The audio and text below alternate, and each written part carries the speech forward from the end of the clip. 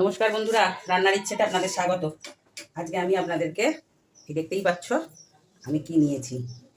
খুব চটজলদি একটা ফ্রাই তোমাদের সঙ্গে শেয়ার করছি। এটা যে কোনো মাছ দিয়েই হতে পারে। আমি এখানে রুই মাছের পেটি নিয়েছি। এটা ডাল ভাত বলো বা যে কোনো কিছুতে, শুধু মুখরোচক যদি স্যালাড দিয়েও খেতে চাও, দেখো কি চটজলদি আমি ফ্রাইটা করছি।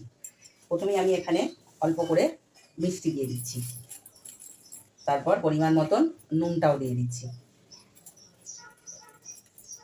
ফ্রাই যেহেতু খুব বেশি নুন দেবে না, তাহলে নুন কাটা হয়ে গেলে ভালো লাগবে না।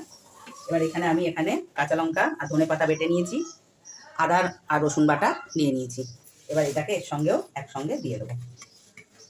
তার সঙ্গে আমি এখানে একটু চাট মশলা দেবো, একটু চটপটা হওয়ার জন্য। এবার এটাকে আমি মেখে ঘন্টাখানেক রেখে দেবো। যে যত বেশিক্ষণ রাখতে পারবে তত ভালো।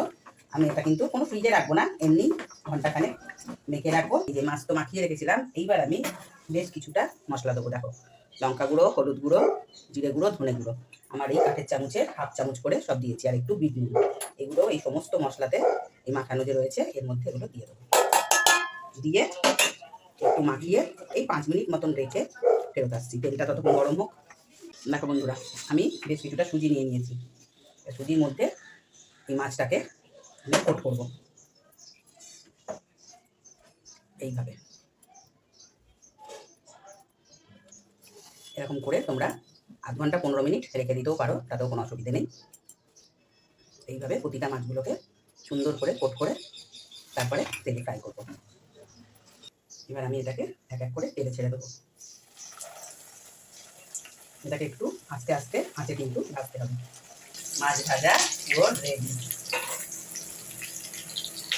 খেতে তো অপূর্ব, আর দেখতেও অতীব সুন্দর। এই মাছ ভাজা ফেরত তোমরা যে যেরকম মাছ পারবে করতে পারো, কিন্তু রান্নাটা দেখতে হবে। তার জন্য কীভাবে আমি ফ্রাইটা করেছি। অন্যরকম খেতে ভালো, তো বেশ পুরো ফিশ ফ্রাইয়ের মতো খেতে লাগে।